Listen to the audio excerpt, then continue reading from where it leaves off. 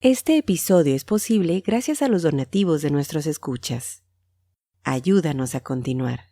Gracias. Esto es el podcast de Historiografía Mexicana. Un espacio para la lectura en voz alta, para los libros de Historia de México. Conduce Pedro César Beas.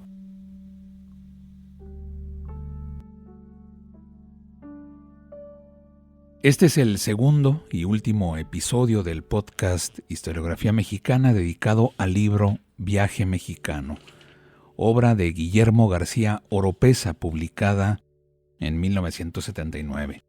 En el capítulo anterior dimos lectura a un pasaje en donde el autor, consumado viajero, nos contaba de los hoteles en México, los hoteles y sus peligros. Hoy daremos espacio a sus impresiones sobre los medios de transporte.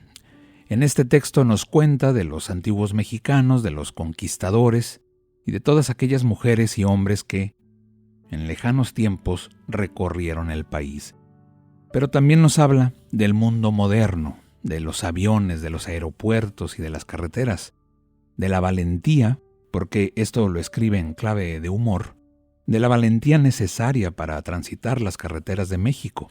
Las malas condiciones y la inseguridad no eran, ni son, hasta el día de hoy, por desgracia, temas menores. Así García Oropeza, en la década de los 70 del siglo pasado, recurría al humor para dejar constancia de una realidad vivida día a día. Pensaba que la mayor y más necesaria de las virtudes mexicanas era la tolerancia con la imperfección. El viajero en México se enfrenta a caminos mal trazados, a una peregrinación llena de incertidumbres. El mexicano que desea su salud mental, y estas ya son palabras de don Guillermo, debe aprender a poseer desde temprano el arte de no pedir demasiado. Los extranjeros y los mexicanos que regresan del exterior y los que tienen afinidades nórdicas explotan en ruidosas cóleras. Encuentran en la vida mexicana imperfecciones e inexactitudes desesperantes. El mexicano, continúa García Oropeza, a lo largo de 3000 años va elaborando esa paciencia, esa aceptación de las imperfecciones vitales que engendra la filosofía de un ni modo. Continuamos pues con estos relatos viajeros escritos con pluma crítica y humorística, fuentes para la historia del turismo y los viajes en México. Visítenos en historiografiamexicana.com. En nuestro sitio encontrarán todos y cada uno de los episodios de este podcast dedicado a la divulgación de la historia contemporánea de México. Historiografía Mexicana, un espacio para los libros que dan cuenta de la historia de nuestro país. Esto es Viaje Mexicano de Guillermo García Oropeza. Sean bienvenidos.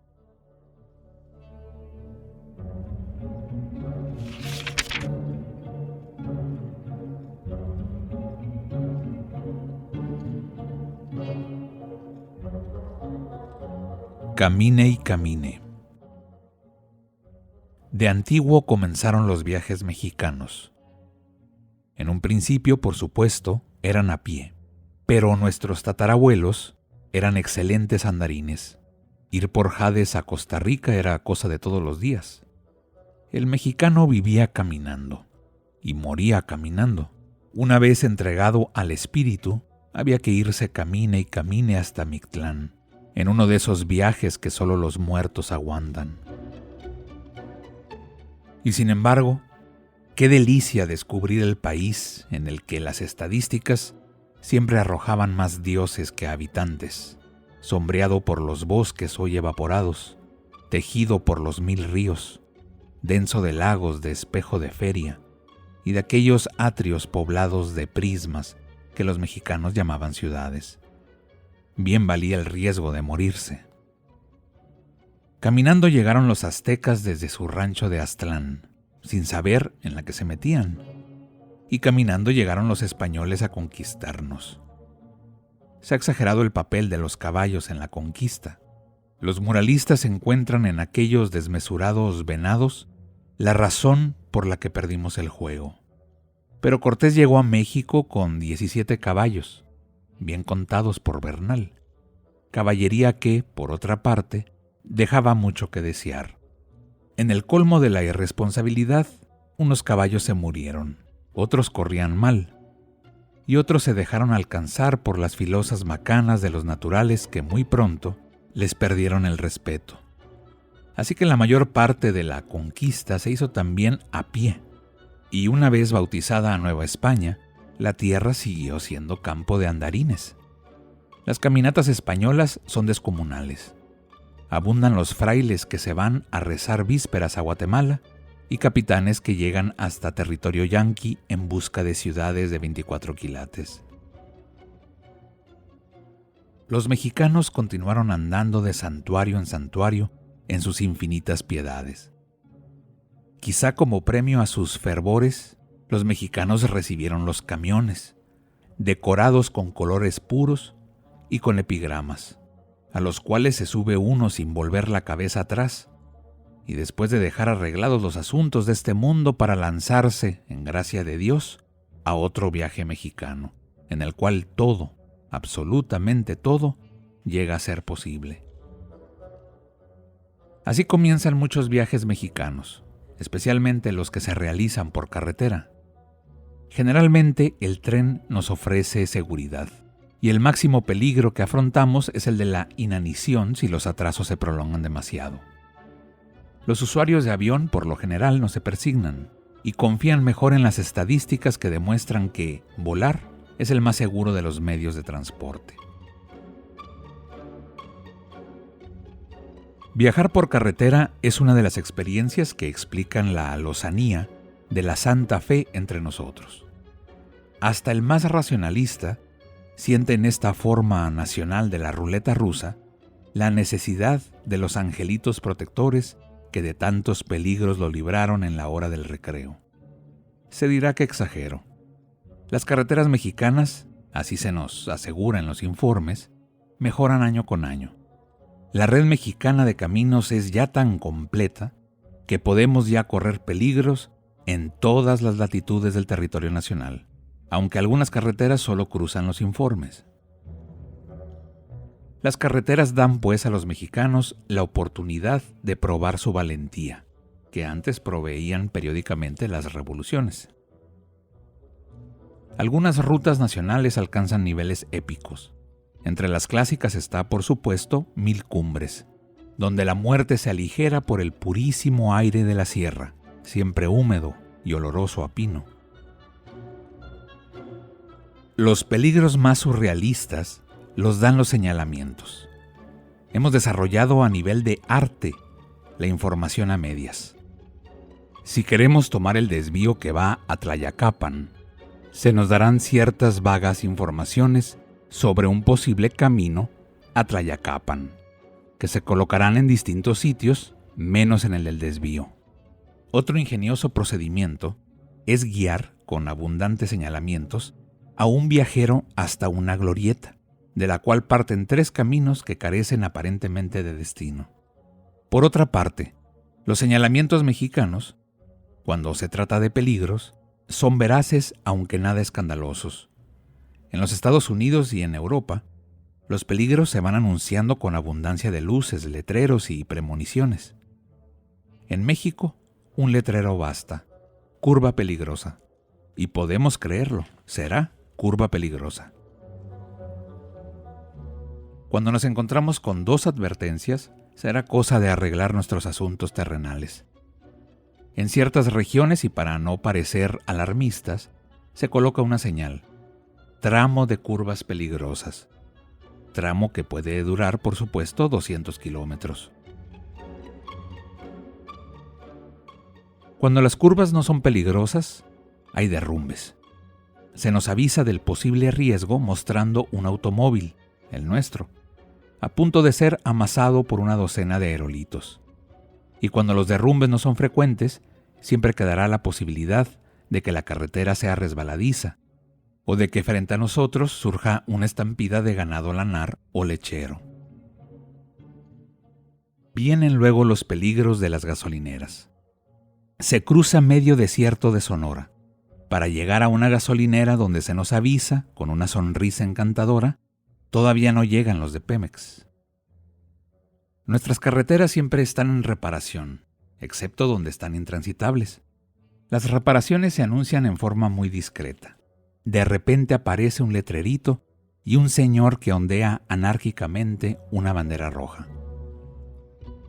Luego vienen los pueblos donde, gracias a la autonomía municipal, se acaban los caminos y en su lugar aparece la vieja patria decimonónica, empedrada y laberíntica. Aquí los baches son de trinchera y los señalamientos sirven para anunciar las fiestas patrias. En medio de los pueblos nos encontramos un puente de piedra edificado generalmente por un obispo o un héroe insurgente. Allí la carretera se estrangula y pierde toda prisa. Si es tiempo de secas, no hay río. Si de lluvias, algunas veces no hay puente, pero todo es muy romántico. Me han dicho que algunas de nuestras más importantes carreteras del periodo que siguió a la Revolución fueron trazadas a lomo de caballo por uno de los preclaros líderes. Esto resulta creíble por la elocuencia de los trazos y por la imposibilidad de que ningún ejército racional nos pudiera invadir utilizando esos caminos. Aunque seamos un país republicano, los caminos mexicanos se adornan con infinidad de cruces y oratorios. Lucen las veladoras junto a una guadalupana de cuerpo entero. San Martín está tras una vidriera dirigiendo el tránsito. Las cruces dan, con mala ortografía, los nombres de algunos perdedores en el deporte nacional de arriesgar la vida. Y al verlas, algunos mexicanos amonestados vuelven a hacer la señal de la cruz. Espera en aeropuerto. Los viajes en avión son, por supuesto, los menos distintivos desde el punto de vista nacionalista. Sin embargo, no se escapan a la poderosa influencia de lo mexicano. En los aeropuertos, por ejemplo, descubrimos cosas que los demás del mundo, al menos del primero, no tienen. Lo más notable sería la gran cantidad de gente que no viaja en avión, pero que hace de los aeropuertos el lugar del paseo dominical, o plataforma para emocionada y multitudinaria recepción familiar de alguien que sí viaja. Los aeropuertos mexicanos siempre están colmados, especialmente en los días en que el norte, me refiero al temible viento del Golfo y no a la quieta dirección geográfica, o la impuntualidad, tienen las pistas desiertas de aparatos. Nuestros aeropuertos se parecen cada vez más a sus parientes proletarios, que son las centrales de autobuses. Por cierto que estos últimos emulan cómicamente a los aviones, y nos ofrecen también azafatas que nos sirven, entre curvas de 1000 cumbres, una tacita de café muy cargado. Pero volar en avión ya no es lo que antes era. Para empezar, como decía aquella dama tapatía, se encuentra uno con mucha revoltura.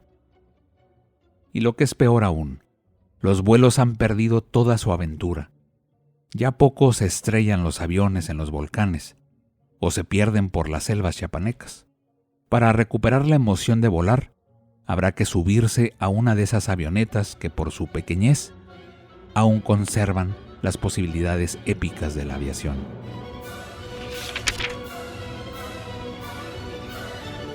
Este episodio fue posible gracias a las amables donaciones de nuestros escuchas. Al convertirte en mecenas de este podcast, fomentas la lectura y la divulgación de la historia de México. Visítanos en historiografiamexicana.com.